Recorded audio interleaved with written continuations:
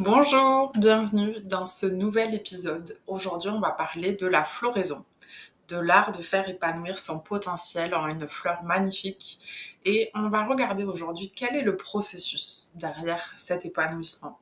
On va regarder les mécanismes derrière ça et bien sûr étudier les fleurs et comment nous, on peut s'inspirer de ce chemin pour faire épanouir notre potentiel, pour relier nos idées, notre esprit à la matière, notre vie concrète. J'aimerais vous partager aussi comment cette vision des fleurs, de la floraison, m'a guérie à un moment très similaire à ce qu'on vit en ce moment, avec toutes les révélations sur les dossiers Epstein, toutes les atrocités, les génocides. On est baigné constamment de choses anxiogènes. Et évidemment, quand on se nourrit exclusivement de ça, on commence à voir le mal partout. Et justement, la floraison, à ce moment précis, en 2020, m'a guidée à en fait utiliser toute cette noirceur comme du compost pour le transformer, en faire pousser quelque chose de beau. Je vais vraiment essayer de vous transmettre cette vision en prenant appui sur la floraison pendant cet épisode. Ce que j'aime par-dessus tout avec les fleurs, c'est qu'elles montrent cet art de vivre, c'est-à-dire vivre dans la matière, et d'incarner les choses. Elles, par leur forme, par leur parfum, elles ont toute une sagesse à nous transmettre. Elles nous transmettent aussi comment transformer la terre en décomposition pour s'en nourrir et la faire monter vers le ciel et faire pousser quelque chose qui est beau, qui guérit et qui parfume.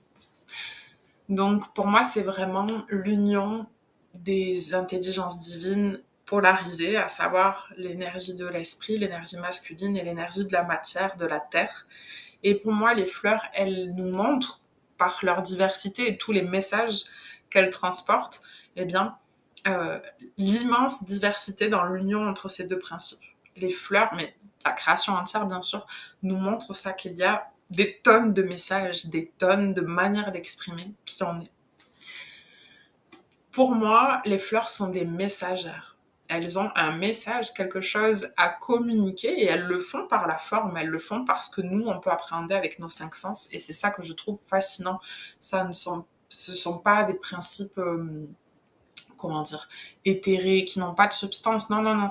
C'est plutôt une reliance entre des principes, qui peuvent être très profonds. Souvent, les fleurs sont des symboles aussi. Elles sont très utilisées pour représenter des choses. Et bien voilà, elles ont une forme matérielle, des parfums, des textures, des odeurs qui les caractérisent. Donc, c'est ça qui va nous inspirer dans la vidéo d'aujourd'hui. Et pourquoi les fleurs parmi toute la création? Pourquoi comme sujet d'étude les fleurs? Et j'ai illustré toute la vidéo avec des vidéos de fleurs parce que c'est ce qui se suffit à lui-même. En fait, quand on rencontre la fleur, on n'a pas besoin de parler en réalité. Donc là, on est quand même dans une vidéo YouTube, je vais parler, mais regardez et ressentez juste en regardant cette merveille. Elles sont sublimes, elles sont délicates, elles sont puissantes, elles sont parfumées, elles sont médicinales, elles sont comestibles, elles sont aussi spirituelles.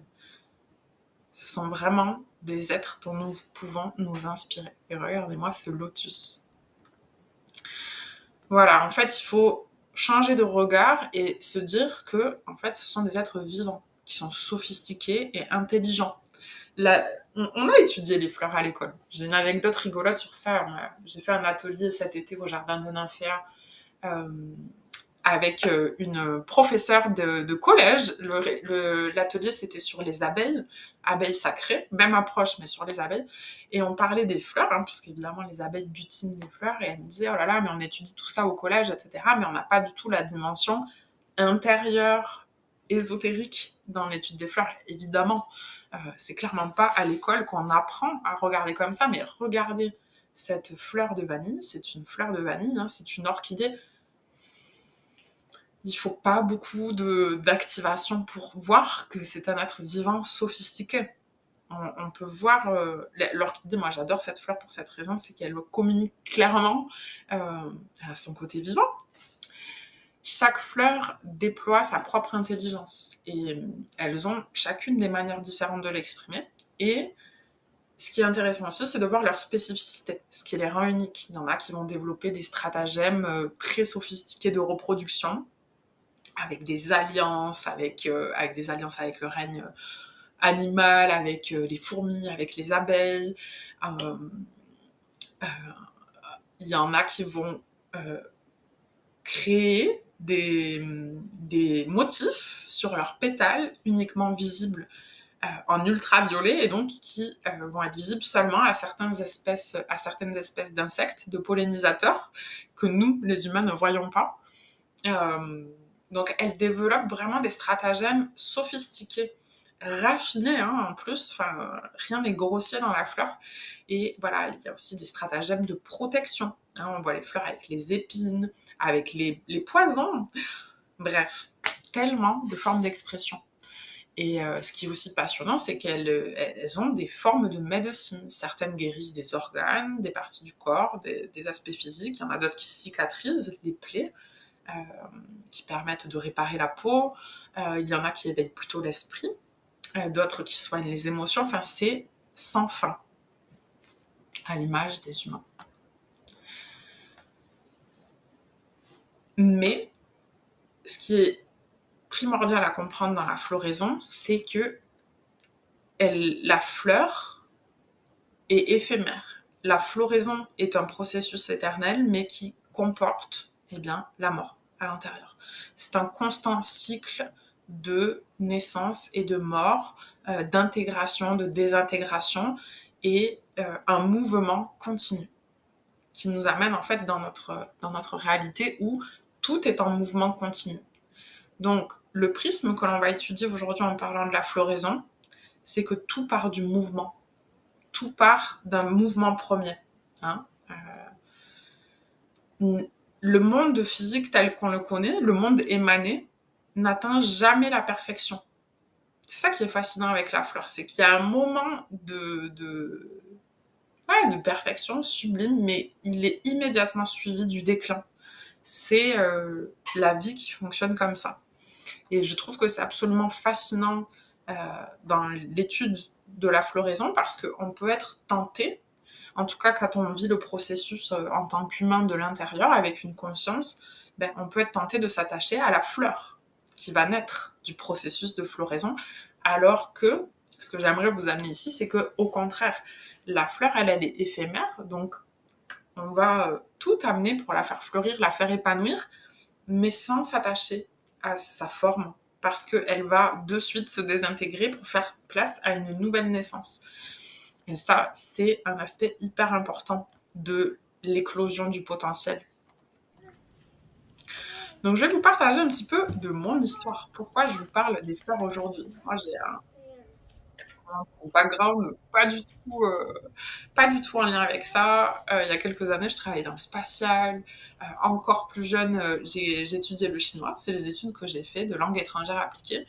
Et justement, en fait, c'est en vivant en Chine, en découvrant la culture et la médecine du thé, en étudiant la médecine traditionnelle chinoise, l'usage des fleurs, que j'ai commencé à adorer infuser des fleurs, du thé. Enfin, j'ai eu une grosse période cérémonie du thé qui m'a beaucoup inspirée. Et c'était une période aussi où j'adorais l'art, je peignais beaucoup, je suis quelqu'un qui adore créer. Et à un moment dans mon histoire, justement, il n'y a pas si longtemps, il y a quelques années, quand je travaillais, j'étais salariée, j'avais un travail passionnant, mais une grosse perte de sens. Voilà, comme je vous disais au début, là, on vit quand même une drôle d'époque où il y a plein de révélations, et en 2020, ça a commencé, il s'est passé des choses très très graves, et moi, quand j'ai pris conscience de tout ça, j'ai pas pu continuer à faire comme si de rien n'était. En fait, ça m'éteignait et ça m'a amené en dépression au point où un jour, le jour qui a marqué vraiment un avant et un après, je suis arrivée à mon bureau, ça ne m'était jamais arrivé. Je me suis mise à pleurer, incontrôlable. Je savais pas ce qui m'arrivait. Enfin, c'est terrible comme sentiment. Et en réalité, c'était un trop. un trop-plein. On avait dépassé les limites. Tout ce qui se passait dépassait les limites. Et j'ai pas pu retourner en arrière. J'ai pas pu retourner en arrière. Et c'est justement la floraison et ce processus, moi, de créer ce qui me plaisait à partir de mes passions, des plantes, de la Chine, de l'art, qui a commencé à me refaire fleurir. Mais qui a commencé dans une période de boue, littéralement. Euh, pour moi, on peut le voir comme ça, la période de dépression, ça peut être un terreau fertile. Mais si l'énergie est dirigée vers quelque chose de plus haut, tant qu'elle reste figée dans le négatif, rien ne peut émerger. Il faut aller vers quelque chose de plus grand. Et donc, me concentrer sur la floraison et sur les fleurs, notamment en créant au début ma marque le Lotus Bleu Botanique, donc les infusions de lotus, ça m'a comme dirigé cette énergie vers quelque chose qui m'épanouissait, qui me rendait heureuse, qui combinait les choses qui me passionnaient dans ma vie. Ce qu'on appelle la vocation, l'alliance entre ce qui nous anime, ce dont le monde a besoin, ce pourquoi on peut être payé et nos dons et nos talents. Quand on arrive à créer à partir de cet espace, bien forcément, ce qui en ressort nous épanouit. Et donc, c'est là où j'ai commencé à être en contact avec le processus de floraison lui-même, à l'intérieur de moi. Et évidemment, c'est aussi le contact avec la nature directe au jardin des nymphéas, le fait de créer mon bassin de nénuphars, vous voyez les petits nénuphars blancs en fleurs, c'est cette mise en contact direct, le fait de faire pousser toutes sortes de fleurs, des roses, des violettes, des nénuphars, du jasmin, des tulipes, des iris, bref, c'est l'expérience directe qui m'a appris énormément de choses et c'est sur ça que je vais me baser aujourd'hui majoritairement. Je rajoute aussi que le fait d'étudier le monde aquatique m'a énormément appris. Et étudier les choses dans ce qu'elles ont de réel est la voie la plus rapide et la plus simple pour comprendre comment notre univers fonctionne, puisque tout est devant nous. Donc l'art de faire fleurir qui l'on est, de faire épanouir son potentiel, comme la fleur qui au départ n'est qu'une graine, parfois presque invisible. Regardez-moi ça. C'est l'art d'incarner qui tu es avec beauté. Et il faut bien sûr regarder la fleur, mais pas que, parce que la fleur n'est que le résultat de son mouvement originel. Et ça, je veux vraiment que vous l'ayez en tête en pensant à vous-même. Ce que vous êtes aujourd'hui n'est que le résultat d'une graine originelle. Est-ce que cette graine, c'est vraiment vous ou c'est majoritairement des projections qu'on a mises sur vous? Est-ce que vous faites pleinement fleurir votre potentiel? Parce que la forme physique de la fleur, ça n'est qu'un seul aspect de ce qu'elle est vraiment. Et justement, on va explorer ces différents stades. Alors, pour comprendre ça, il faut comprendre comment se crée la matière. Et donc, je veux commencer à parler de la cymatique. La cymatique, c'est l'étude de l'onde et du mouvement par justement le son. On fait vibrer une fréquence sur, par exemple, de l'eau ici, ou sur une peau tendue avec du sable, une matière comme ça très fine. Eh bien, quand on fait vibrer le son, ça va réorganiser la matière qui est dessus. Et donc, ce qui est absolument fascinant, c'est de voir à quel point l'eau révèle ces ondes. On peut le voir ça avec un bol tibétain, quand on fait vibrer avec de l'eau à l'intérieur, on voit la formation d'ondes. Et il y a plein d'expériences comme ça, absolument passionnantes. Il y a bien sûr les travaux très connus du docteur Emoto, je crois. Je ne veux pas me tromper, mais c'est le japonais qui a fait des études sur la cristallisation de l'eau en fonction de ce qu'on lui disait, par la parole, je crois que c'est ça, ou par même la pensée. Donc en fait, émettre une vibration envers un objet qui était de l'eau, et une cristallisation ensuite, je vais venir juste après, qui donnait une forme particulière. Et donc, on revient à ce qu'on a dit, au commencement était le verbe, et le verbe se fichère. C'est vraiment la naissance de la matière, la naissance de la forme, elle vient de l'onde au début du mouvement. Et voilà, la cinématique, c'est absolument fascinant parce que c'est l'étude de ces formes d'ondes. Et c'est très lié à notre sujet de la floraison, vous allez voir. Donc, je parlais de la cristallisation de l'eau. Une autre forme très intéressante pour étudier la création de structures géométriques, ce sont les flocons de neige, qui sont de l'eau cristallisée. Et c'est absolument fascinant. Là, j'ai mis une simple vidéo, mais allez regarder toutes les formes de cristaux de neige qui existent. Pour moi, encore une fois, ce sont des messagers, ce sont des anges. Chaque cristaux de neige contient un message, contient une forme géométrique très précise, qui est en fait une information. Bien sûr, nous, on ne sait pas le décoder, mais pour autant, c'est la perfection. Donc, ça nous amène à parler de la structure. Pourquoi le flocon de neige a cette structure-là? C'est le mouvement divin, celle qui donne une belle forme, la forme parfumée. Et vous verrez que tout ce qui vient du mouvement divin, tout ce qui est naturel, a une structure de ce type, une structure qui est belle, qui peut être parfumée quand il s'agit de fleurs ou d'autres choses, et qui porte aussi une dimension spirituelle, un message profond. Donc pour moi, ce sont des vertus. Et ce sont des intelligences parfaites, des intelligences d'amour, mais aussi souvent de raffinement et de générosité. Et ça, c'est très important parce que ce ne sont pas vraiment des qualités que l'on retrouve aujourd'hui dans la création humaine, qui ne crée pas depuis un mouvement divin, qui crée depuis un mouvement artificiel. C'est ce que l'on voit dans les villes aujourd'hui à grande échelle. On voit que dans cette vidéo, rien ne vient du mouvement divin. Il n'y a pas de structure belle, parfumée, divine. Pas du tout.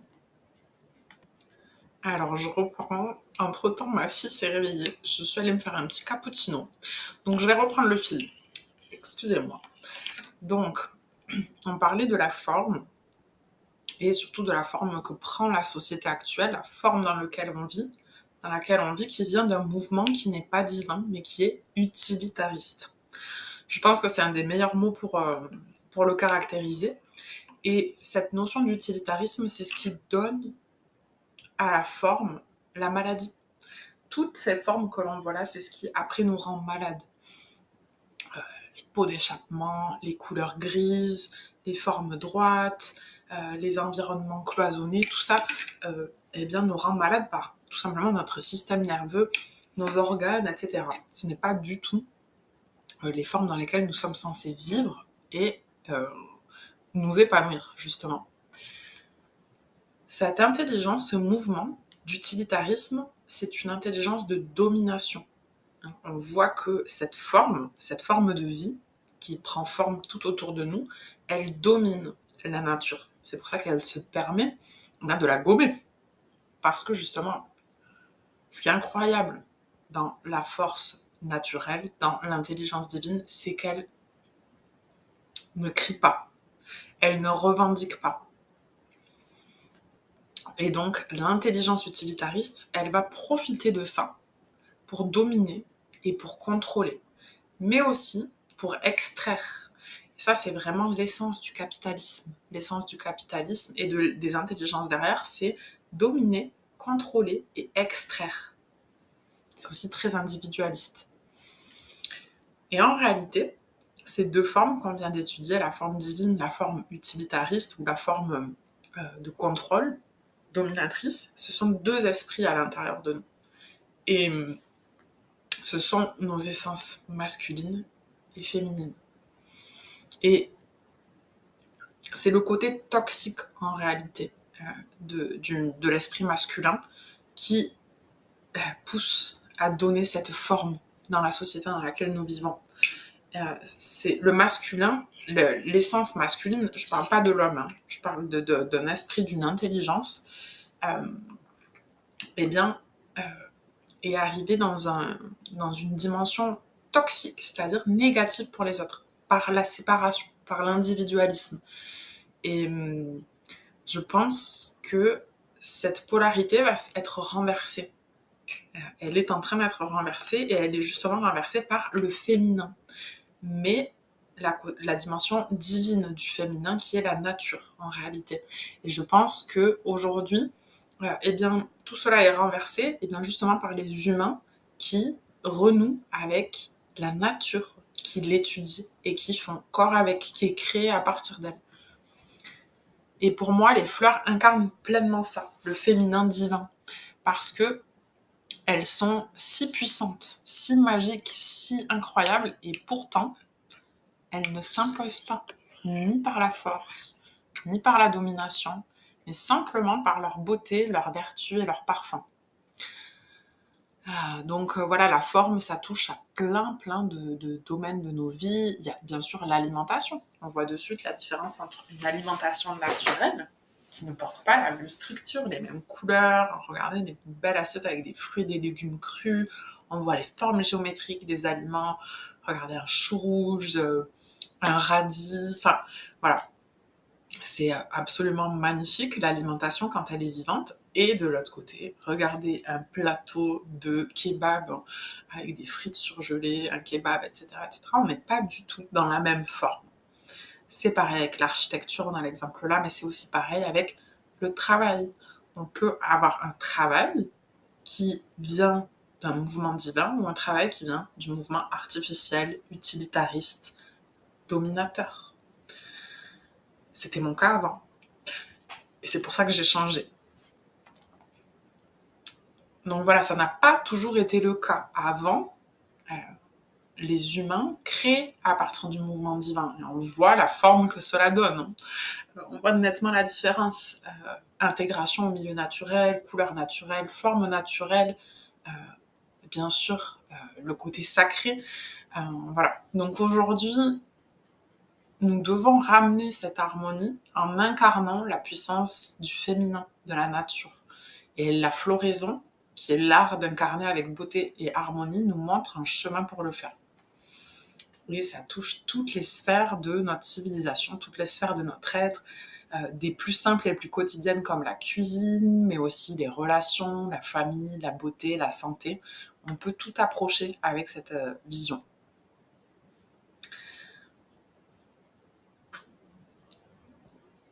Comment faire passer un potentiel à une éclosion? Donc, il y a 4 étapes majeures à ce processus. La première, on en a parlé, c'est le mouvement.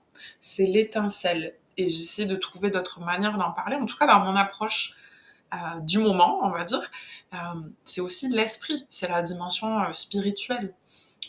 Donc, pour moi, le message, la vertu, cette dimension éternelle, en fait, qui commence à émaner de l'unité primordiale. C'est déjà une séparation. Le mouvement, c'est une première séparation de l'unité primordiale. D'ailleurs, là, on parle du tournesol, mais ça illustre hyper bien le rayon du soleil. Le mouvement qui émane de rayons qui rayonnent. Et donc, ce mouvement se transforme en énergie qui contient l'information. Que contient cette émanation de particulier? Que contient ce mouvement? Il y a un message, une information qui ensuite se développe en structure. Alors en ce moment, moi, j'étudie beaucoup la structure dans mes accompagnements sur l'entrepreneuriat parce que c'est absolument essentiel. Donc, je regardais qu'est-ce que c'est dans le fond la structure.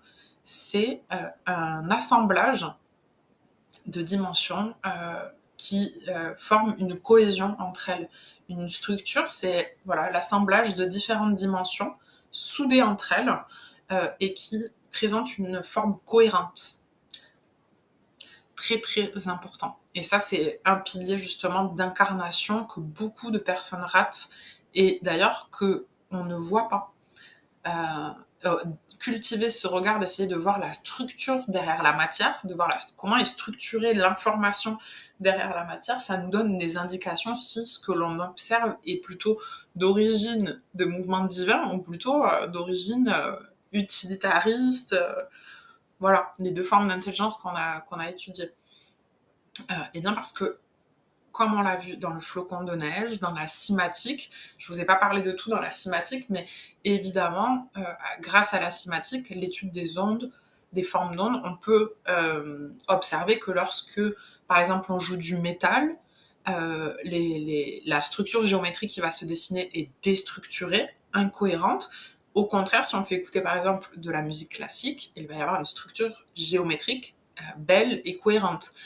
Euh, dans les travaux du savant japonais, bien sûr, j'ai oublié de préciser que du coup, quand on dit des belles paroles à l'eau, elles se structurent de manière cohérente et belle, versus déstructuré, incohérent quand ce sont des paroles de haine. Donc, c'est un processus absolument primordial et là, je vous invite à le voir pour vous dans votre structuration de vie. Votre vie tout entière, comment est-elle structurée? Quels sont les différents éléments qui dessinent la fleur de votre être? Et est-ce qu'ils présentent une cohérence, une belle forme? Sont-ils assemblés, solidaires entre eux? C'est aussi une des caractéristiques hyper importantes. Et pour les personnes qui aiment l'ésotérisme et étudier un petit peu la spiritualité, c'est aussi très intéressant de se dire que chaque humain a une forme géométrique. Moi, j'ai déjà entendu ça. Un enseignant que j'adore étudier, Jean-Paul Franceschi, qui enseigne sur la supraconscience, et lui a accès en fait à ces formes géométriques derrière les humains, les Merkaba, qui selon lui ont des formes différentes. Je trouve ça incroyable.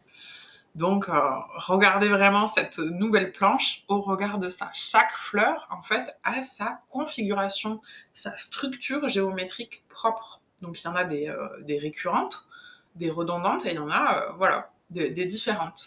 Et ce que j'aime beaucoup dans les fleurs, là, il y a une passiflore, j'adore la fleur de passion. La fleur de passion, d'ailleurs, qui a un nom très intéressant, qui est liée au Christ. Et dans sa structure géométrique, dans sa forme, contient énormément de mathématiques et géométrie. Elle a d'abord 3 pistils qui naissent, qui sont entourés de 5, je ne sais pas, je dirais étamines, et puis ensuite sa multitude de fils violets, et enfin ses pétales, qui sont au nombre de 10. C'est vraiment intéressant. C'est passionnant. Bon, juste l'exemple de la passiflore, mais toutes les fleurs sont comme ça. Et on peut prendre le temps, quand on les observe, bien sûr, d'être en contemplation pour leur parfum, leur forme, leur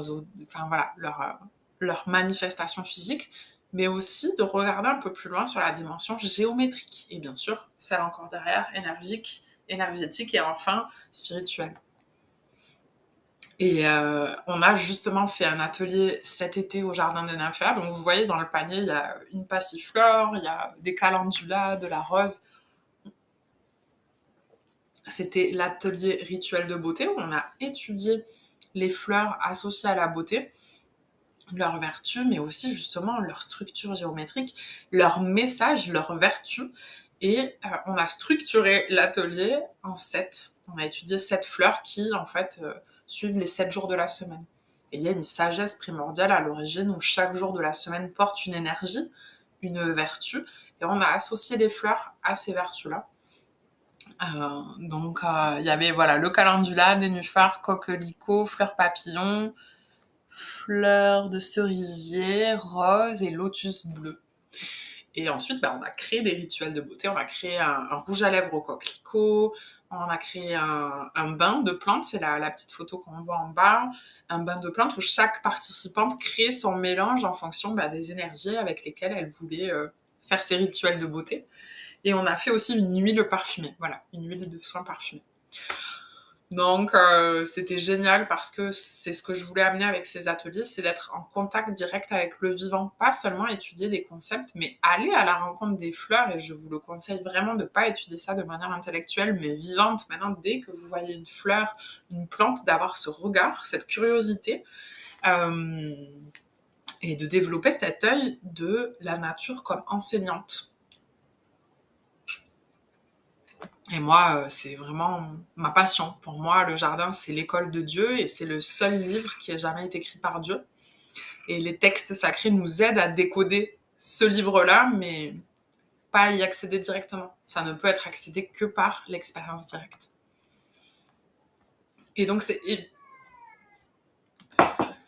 ici, c'est ce que j'ai illustré avec le travail que j'ai commencé avec les fleurs à infuser. mais aussi à utiliser dans son bain, pour faire des fumigations, pour créer des macérats huileux, bref, ce qu'on veut. Mais voilà, j'ai sélectionné quelques fleurs que j'aime beaucoup utiliser. On a bien sûr la fleur de lotus bleu, qui est la fleur sacrée d'intuition, dont j'ai énormément parlé, qui est l'inspiration principale de mes partages, de mes créations.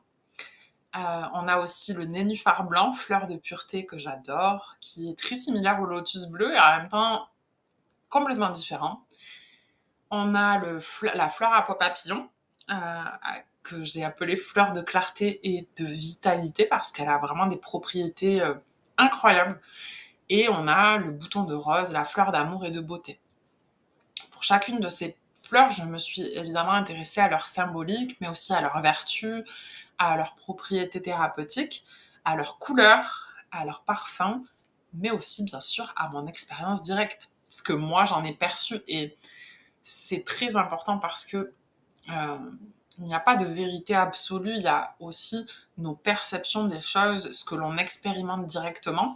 Et en cela, il n'y a pas de vérité absolue. Ma proposition de cette lecture, de cette vision des fleurs est personnelle et je vous invite avec moi à l'apprécier, mais certainement pas pour l'imposer.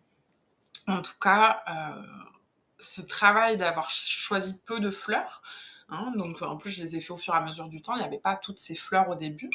Euh, Au début, j'ai commencé en fait avec le lotus bleu et la rose. Et ensuite, j'avais un mystère botanique que je changeais régulièrement voilà, en faisant découvrir d'autres fleurs. Il y a eu la fleur de cerisier. Euh, et en fait, c'est le fait d'avoir peu de fleurs sur lesquelles me concentrer, mais du coup le faire de manière très profonde qui m'a amené à beaucoup de compréhension.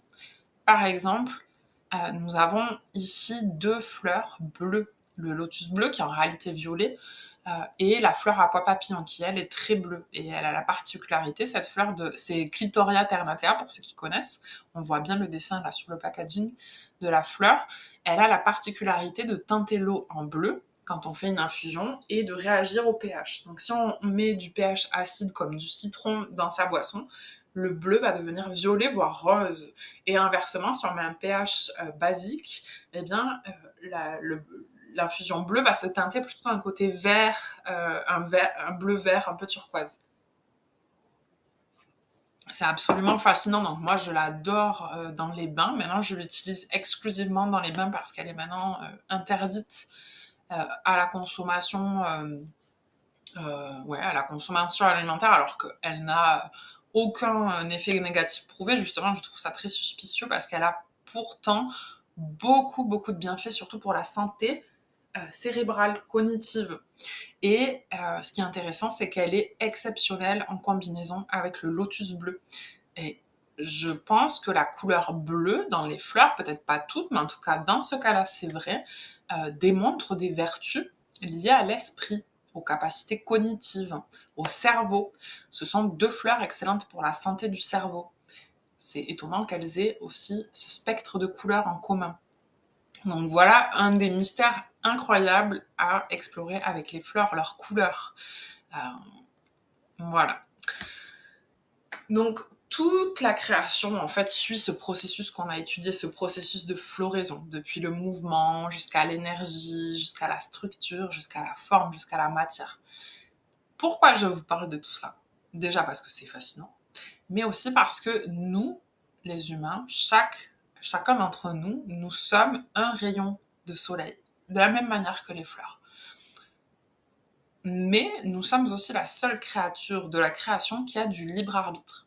Les fleurs n'ont pas de libre arbitre.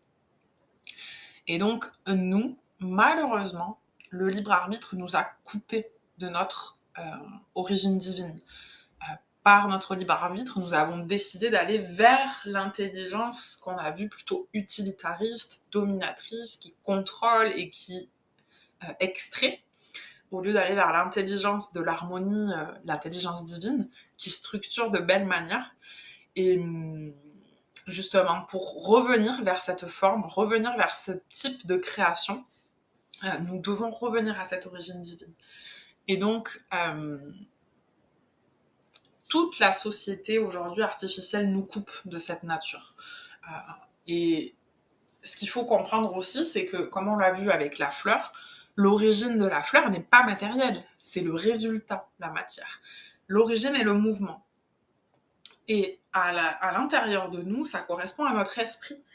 Et donc, c'est cette partie-là de nous qui a été piratée à la source. Et quand on reprend le contrôle sur cette source, sur notre esprit, on peut se reconnecter à ce mouvement divin. C'est notre esprit subconscient, majoritairement, qui dicte notre vie.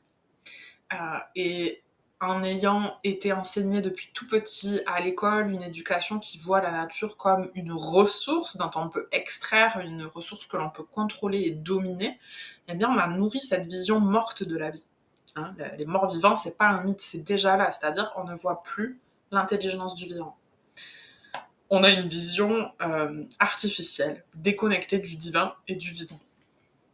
Et donc le monde matériel d'aujourd'hui, c'est la conséquence de cette création inconsciente. En tout cas, le monde des hommes, on peut dire le monde qu'a créé l'homme, parce que le monde naturel, lui, est resté connecté à la source depuis toujours. C'est voilà, la nature, c'est l'épouse fidèle de Dieu.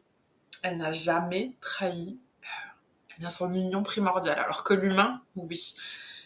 Donc, c'est à nous de revenir consciemment vers cette union et donc de mettre au monde aussi des choses, de mettre au monde une manière de vivre qui est connectée à ce mouvement divin primordial. Donc voilà, quand notre conscience et notre esprit est piraté à la source, le message que nous mettons au monde n'est pas notre message originel. C'est un message qui a été décidé pour nous et souvent il suit une intelligence d'extraction, domination, contrôle. Il nous forme à être des employés pour servir des intérêts de monde qui nous dépasse complètement. Donc, l'éveil de conscience, c'est de prendre conscience de ça, de réaliser cela, que nous avons, le libre arbitre, qu'il y a deux intelligences qui gouvernent le monde, l'intelligence artificielle et l'intelligence naturelle, et choisir laquelle on veut servir consciemment, parce qu'il n'y a pas de mal. On est libre. Bien sûr, moi je partage mon point de vue, mais je ne fais aucune injonction sur la manière de vivre. Si vous aimez vivre avec l'intelligence de l'extraction, de l'individualisme, de domination et de contrôle, ce qui est la majorité des gens, faut pas se mentir, c'est ok, c'est comme ça.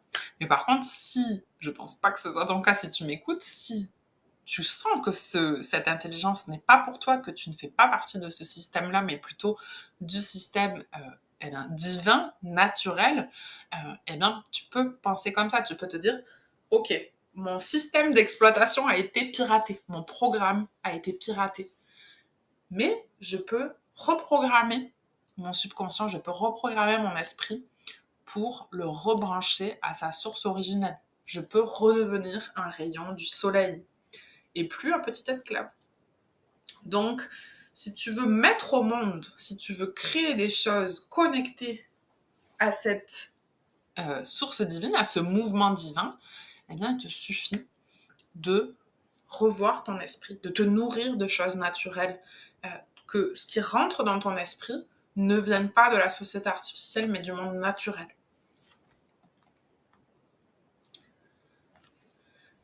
Et on y revient aussi par une décision consciente. Et en réalité, une décision, c'est l'affaire d'une seconde. En regardant cette vidéo aujourd'hui, maintenant, tu peux décider par le pouvoir de ta conscience de dire, à partir de maintenant, je reviens à mon mouvement divin originel. Je redeviens conscient de ma graine, de mon potentiel naturel qui est à moi et que je dois faire éclore comme une fleur. Et je ne manifeste plus, je ne mets plus au monde le message artificiel qu'on m'a imposé dans mon système d'exploitation, si je puis dire, mais je reviens à cette source. Pour cela, il faut être très courageux parce que dans un monde où tout le monde va dans un sens et sortir et dire non, moi je vais par là, et bien forcément, on a peur. Il faut renoncer à poursuivre le bruit autour de nous. Par peur, mais plutôt embrasser le courage de l'amour, parce que c'est ça. Quand on se reconnecte à ce mouvement divin, on est habité par la force de l'amour. Ah là là.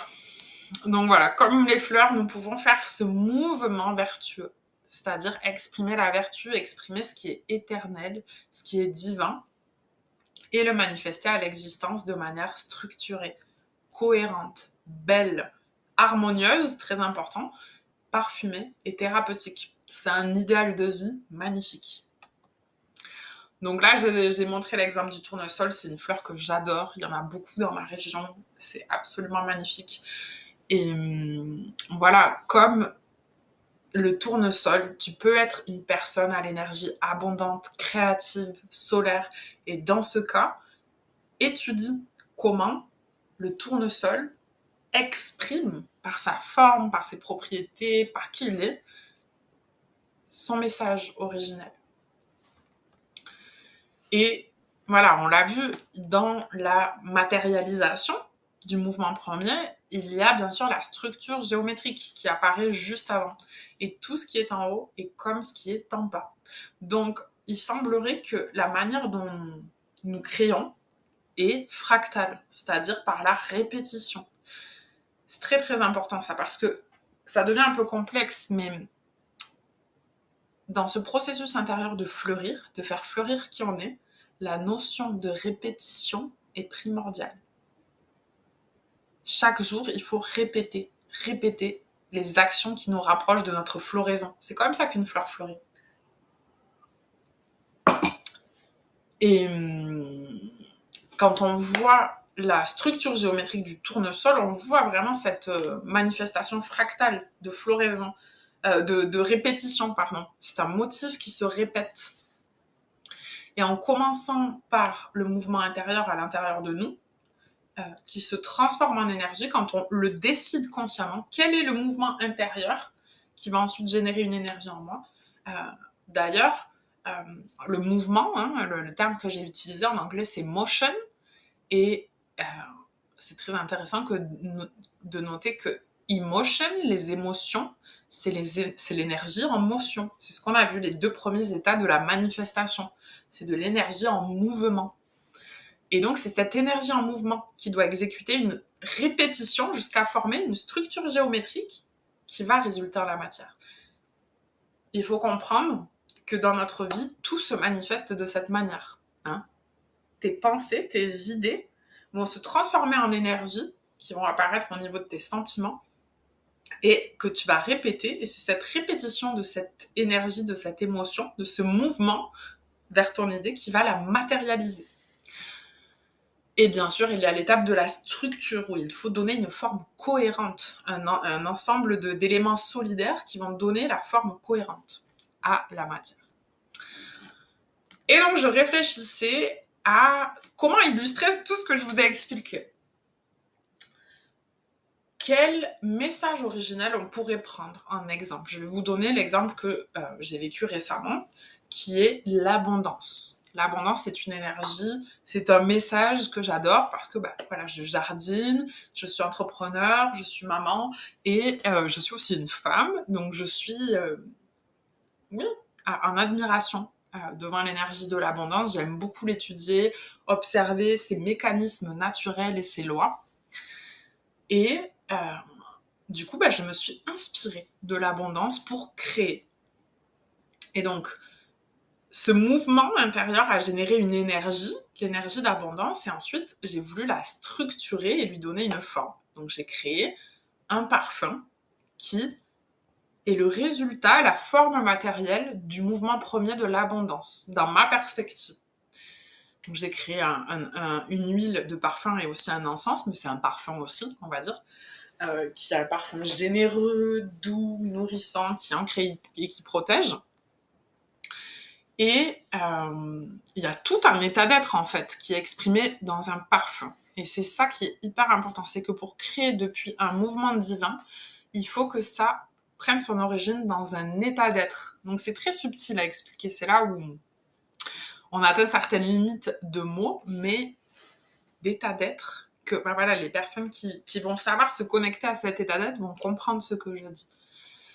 Ou l'abondance, c'est un état d'être où à partir de l'amour pur, tu crées la générosité. Tu donnes à partir du vide. À partir du vide, à partir de rien, d'une petite graine, tu crées la richesse, tu crées l'abondance.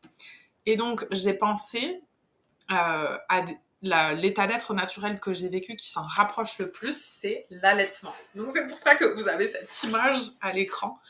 C'est que en réalité, quand je réfléchissais à ce que j'allais vous présenter et à l'abondance, je me suis dit, mais l'état d'être le plus proche de l'abondance que j'ai vécu, c'est l'allaitement, qui est exactement ce que je vous ai décrit. À partir de rien, tu crées la générosité. Je trouve ça absolument fascinant parce que enfin voilà, l'allaitement, pour ceux qui l'ont pas vécu ou qui connaissent pas bien, c'est absolument incroyable. Tu crées un liquide déjà blanc, extrêmement pur, qui est très nourrissant, qui est adaptatif, si je puis dire. Il s'adapte aux besoins du moment du nourrisson et de l'enfant.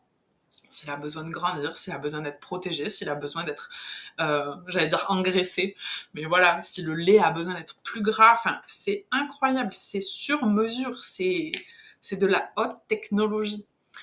Donc voilà, c'est à la fois nourrissant, mais c'est aussi thérapeutique, c'est-à-dire que la maman va collecter des informations sur l'état de santé de l'enfant par son contact avec lui et son lait va s'adapter naturellement à lui donner les anticorps. C'est incroyable pour l'avoir expérimenté et vu tous les bienfaits que ça apporte, c'est une merveille absolue. En réalité, l'état d'être que j'ai vécu le plus incroyable de ma vie, c'est celui-là. C'est juste incroyable parce que ça te traverse. Ce n'est pas toi qui crée de manière contrôlante en disant je vais faire ça, je vais mettre tels ingrédients. Ça te traverse. Ça vient comme ça. Et donc, quand je méditais sur l'allaitement, et donc sur comment je voulais l'expliquer, puisque là, on essaie de voir les processus, je me suis dit, mais attends, par rapport à la théorie que tu exposes, qui est un mouvement premier et un résultat dans la matière, il y a la structure géométrique. Et je me suis dit, mais attends, mais c'est sûr que la structure géométrique de l'allaitement ressemble à une fleur, ou en tout cas à une forme cohérente, belle et structurée, comme on l'a vu un peu plus tôt. Tout ce qui est divin et naturel épouse cette forme. Et donc, je suis allée voir la forme du système d'allaitement des glandes mammaires de la femme. Et bien sûr que c'est une rosace. Bien sûr que ça ressemble à une fleur avec ses pétales. Et voilà, une intuition un petit peu comme ça, mais tout peut s'étudier comme ça, en fait, dans la nature, si on y prête attention. Tout répond à ces lois. C'est incroyable. Donc, voilà pour un exemple concret sur l'abondance. Et donc, c'est ce que je vous ai exprimé. Moi, j'ai créé un parfum. Donc, c'est une création relativement simple que chacun peut créer, mais par l'inspiration première, le mouvement premier vers l'abondance crée une énergie qui se structure. Donc là, on peut dire que la structure, c'est un flacon qui contient une huile avec des essences de plantes qui ont des odeurs, etc.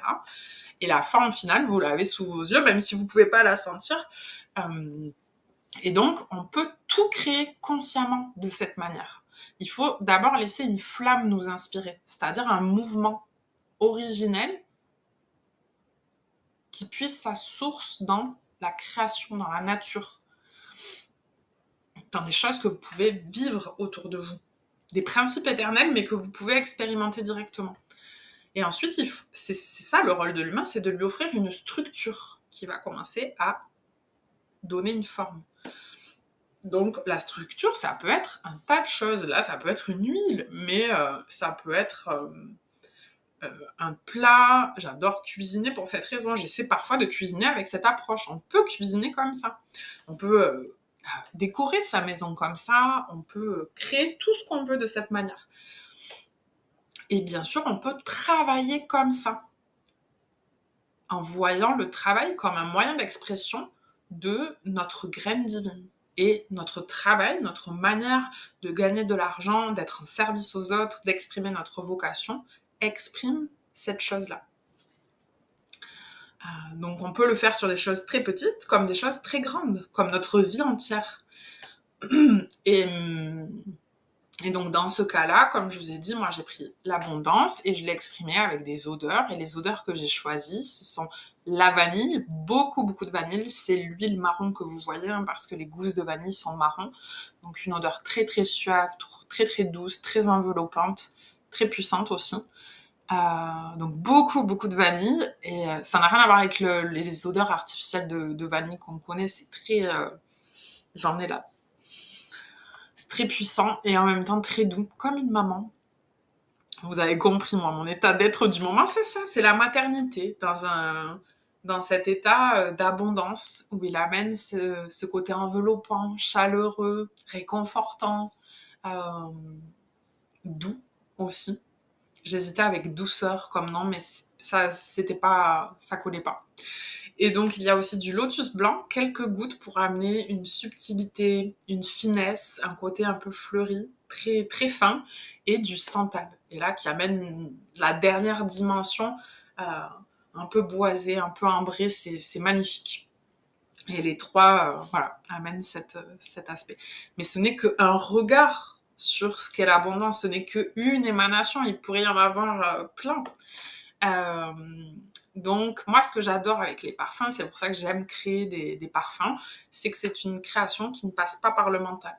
À aucun moment, mon mental n'est passé dans le processus. Pourtant, moi, je suis quelqu'un qui adore réfléchir, j'adore parler, j'adore étudier, mais j'aime aussi créer sans mon mental, juste avec mon cœur, mes intuitions.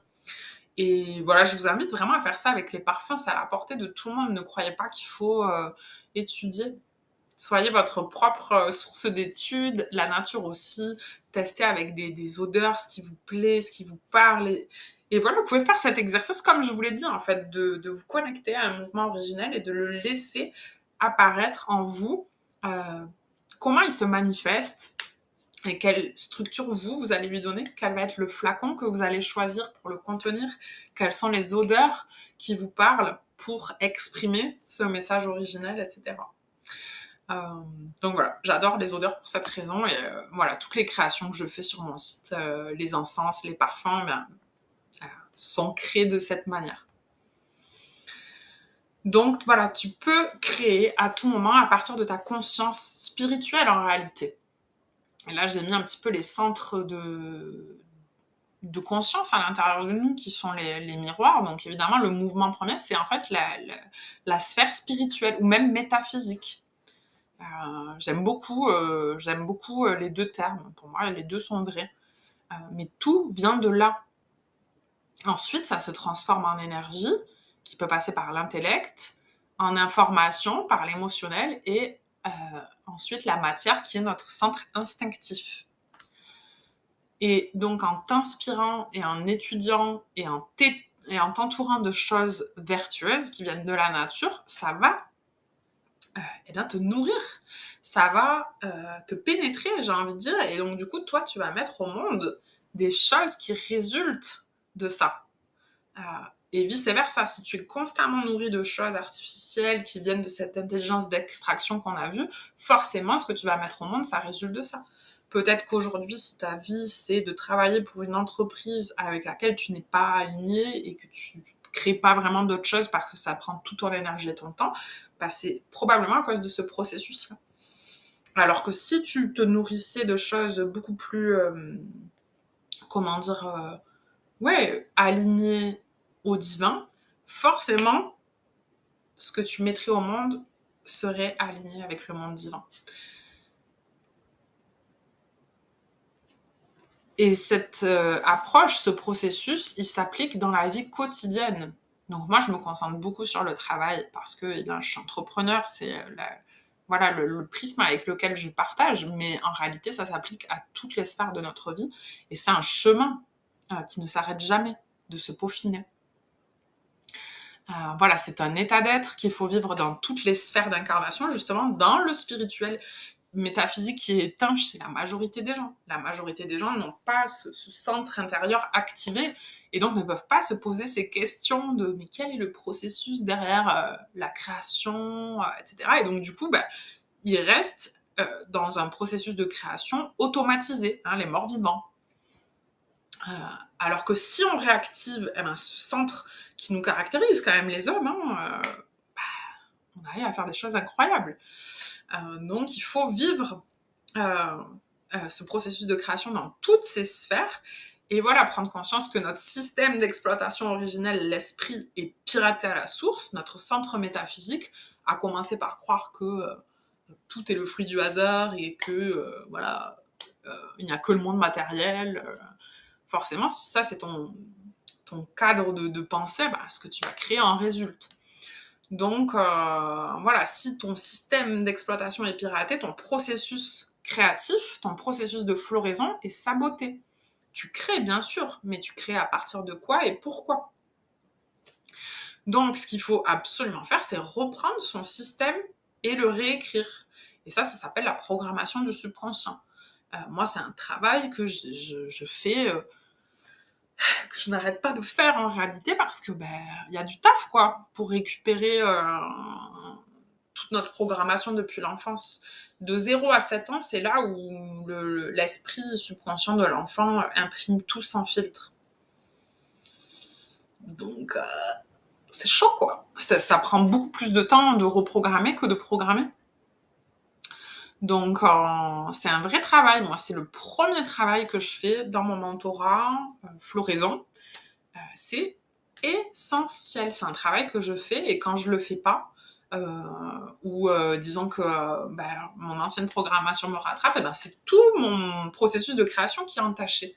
Parce que je vais revenir à des programmations de faut pas trop s'écarter du droit chemin, faut pas être trop différent des autres, il faut pas se faire remarquer, il faut faire attention, vous voyez, toutes ces programmations-là. Donc en fait, on crée à partir de la peur, pas de l'amour. Ce qui est créé, on peut pas créer avec un mouvement divin à partir de la peur. On peut créer qu'à partir de l'amour. Donc voilà, donc c'est très important d'équilibrer ces 4 sphères à l'intérieur de nous, ces 4 centres de conscience, qui correspondent aussi bien sûr aux 4 éléments, pour ceux qui ont étudié, qui connaissent un peu tout ça, mais encore au creuset en alchimie, ou chez les taoïstes, enfin voilà, c'est cette science-là, d'équilibrer ces centres-là, et en les équilibrant, de pouvoir créer de manière harmonieuse et parfaite. Mais par exemple, les gens, j'ai dit, beaucoup de gens le creuset, le centre de conscience spirituel atrophié, si je puis dire, pas réveillé, mais il y a des gens, il n'y a que ça qui est réveillé, mais rien ne se passe dans la matière. Rien ne se passe dans la matière. Par exemple, ce sont les gens qui vivent majoritairement le voyage astral, qui sont très très éveillés sur ces plans-là, mais dans la matière, leur vie quotidienne, ils vont manger au fast-food, ils ont un travail qui les saoule, une relation amoureuse de merde, dans la vie matérielle du quotidien, c'est pas top, mais par contre, ils ont des grandes capacités métaphysiques, ils arrivent à faire des choses de fou. C'est des déséquilibrages. Donc le but, en tout cas, quand on veut être un créateur conscient, c'est-à-dire qu'on attache de l'importance à la matière, et aussi qu'on veut, cohabiter avec la nature, il faut équilibrer chacune de ces sphères. Donc, c'est pas un petit truc comme ça, c'est un véritable processus initiatique. C'est une étude de soi-même en étudiant l'univers, en étudiant la nature. C'est de comprendre sa nature à la fois divine et aussi terrestre. Et comprendre que l'homme est un pont entre les deux. Et que son rôle de créateur est justement de faire le pont entre les deux et de le mettre au monde. Donc voilà, c'est le voyage d'une vie et même d'éternité, j'ai envie de dire. Parce que la phrase que j'ai dit au début, la fleur est éphémère, mais la floraison est éternelle, c'est valable dans une vie comme dans toutes les vies. Pour ceux qui ont également ces croyances. Donc voilà, ça y est, la vidéo est terminée. C'est ce que j'avais imaginé, à peu près 1 heure. C'est assez dense. Je suis contente d'avoir abordé ce sujet. J'espère que je vais pouvoir le peaufiner de plus en plus au fil du temps. On est presque au printemps, là, ici, chez moi, au jardin des nymphéas, et je vois les bulbes de tulipes sortir de la terre. Il y a le cognacier du Japon qui commence à fleurir. Je vois là tous les bulbes qui commencent à sortir et j'ai trop hâte parce que je sais que c'est le début du lancement de la symphonie. Où tout va sortir en harmonie, les pruniers vont faire des fleurs et ça va commencer à être la merveille. J'adore cette saison. Et j'espère que vous verrez cette saison et cette symphonie, cet orchestre de floraison avec ce regard-là, que vous verrez vous-même avec ce regard-là. Regardez-vous comme cette pivoine qui est en train d'offrir son parfum, sa beauté, qui n'a pas peur de prendre la place avec laquelle elle a été designée à son origine et qui ne veut pas rester juste une graine. Combien de graines de pivoine sont actuellement dans des sachets et ne voient pas le jour? C'est à l'image de l'humanité. Donc voilà, j'espère vous avoir transmis cette grille de lecture à travers cette vidéo.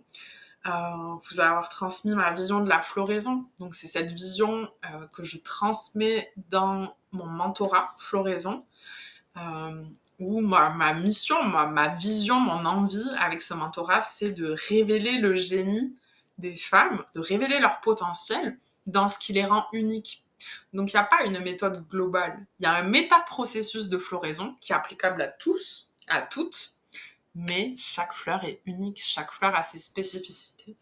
Et de toute façon, c'est un processus d'autoréalisation. Personne ne peut le réaliser à votre place. Voilà, moi, je m'attelle avec dévotion à aider les femmes qui veulent fleurir, en leur transmettant tout ce que j'ai appris dans mon chemin. Bien sûr, j'ai une grosse dimension entrepreneuriale, avec mes 10 ans d'expérience en tant que stratège et entrepreneur. Et le but, c'est de révéler le potentiel de chacune dans ce qu'il a d'unique et de singulier, à la manière des fleurs. Donc voilà, c'est aussi le travail de travailler autant le message que le messager. J'ai trop vu dans les communautés spirituelles et métaphysiques un manque d'importance liée à la matière, à la forme. On va parler de choses absolument somptueuses, divines, mais de manière très moche, si je puis dire. C'est peut-être le regard féminin, mais voilà, justement, c'est pour ça que je pense que nous, les femmes, nous devons amener cet art d'incarner les choses.